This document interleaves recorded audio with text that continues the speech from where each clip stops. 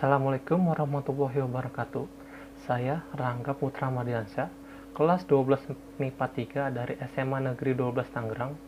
Saya akan mengerjakan tugas bahasa Indonesia yang diberikan Bu Latifah Hasan. Saya akan menceritakan dan mengulas unsur intrinsik buku novel ini. Judul bukunya adalah Never Too Young to Become Billionaire. Penulisnya adalah Yasa Singgih, penerbitnya PT Alex Media Komputindo, dan halamannya 225 halaman, tahun terbitnya 25 Agustus 2015. Buku ini menghadirkan sosok pemuda yang berhasil dan sukses dengan bisnisnya dan mempunyai omset 3 miliar dan membeli rumah seluas 600 meter di usia yang masih di bawah 25 tahun. Yasa Singgih namanya, pemuda yang baru saja lulus dari BINUS. Menceritakan kisahnya Yasa sejak SMP kelas 3, di mana dia mulai meng-MC untuk mendapatkan uang dan biaya sekolah sehari-hari karena memutuskan tidak lagi meminta uang jajan kepada orang tuanya. Setelah itu, Yasa berjualan lampu hias tetapi tidak bertahan lama. Kemudian, dengan sisa tabungannya, Yasa memberikan semuanya untuk produksi kaos desain sendiri dan ternyata hasil desain tersebut tidak laku. Dalam kondisi semakin kepepet, Yasa nekat mencari penyuplai kaos di Tanah Abang yang mau memberikan tempo pembayaran. Dari sana titik balik Men Republics dengan modal 30.000, kaos dijual dengan harga 90.000 sampai 120.000 karena tampilan visual yang menarik yang diambil Yasa dengan kamera DSLR dengan model temanya yang berbadan bagus. Bisnis kaos yang sudah berkembang membuat Yasa merambah ke bisnis kuliner dengan membuka kedai teh dan kopi. Namun, bisnis ini akhirnya harus tutup dan merugi hampir 100 juta. Pada dia di bangku SMA.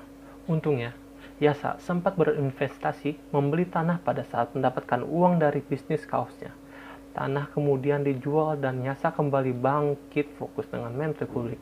Yang awalnya hanya toko online telah menjadi brand lokal fashion pria yang cukup diminati dari mengambil di Tanah Abang menjadi produksi sendiri. Dan buku ini juga menceritakan latar belakang keluarganya yang tidak berasal dari keluarga kaya, hanya memiliki toko kelontong.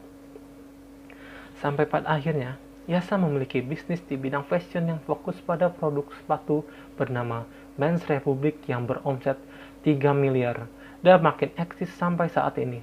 Bagi seorang Yasa, sukses adalah proses perubahan terus-menerus untuk menjadi lebih baik dari sebelumnya, yaitu bandingkan diri Anda hari ini dengan kemarin. Jangankan membandingkan diri Anda dengan orang lain karena standar kesuksesan setiap orang berbeda-beda. Buku ini juga membahas tentang the power of kepepet yang bisa disebabkan oleh diri sendiri apabila kita sedang dalam buru-buru atau tidak sengaja. Buku ini bertemakan tentang motivasi untuk para remaja yang baru memulai bisnisnya dan harus semangat dan pantang menyerah. Tokoh dalam novel ini, Yasa Singgih, lulusan BINUS yang pantang menyerah. Ayah dan ibunya yang selalu menyemangati Yasa selalu.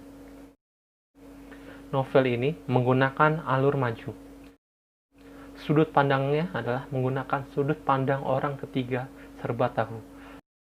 Latar waktunya, pagi, siang, dan malam. Latar tempatnya, di pasar, rumah, dan kantor. Latar suasananya, senang, sedih, dan gembira. Amanat dari buku ini adalah kita harus berusaha terus walau pernah gagal dan salah karena usaha tidak pernah mengkhianati hasilnya. Kelebihan buku ini adalah penggunaan bicaranya sangat mudah dimengerti karena tidak semuanya menggunakan bahasa baku dan banyak bahasa gaulnya. Kekurangan buku ini adalah banyak istilah dalam bisnis yang tidak terlalu dibahas secara dalam. Yasa Paramita Singgih lahir di Bekasi 23 April 1995. Dia adalah anak ketiga dari 3 bersaudara Prajna, Virja, dan Yasa sendiri. Ayahnya bernama Marga Singgih dan ibunya bernama Wanti Sumarta.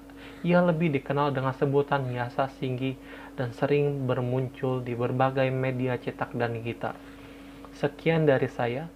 Wassalamualaikum warahmatullahi wabarakatuh.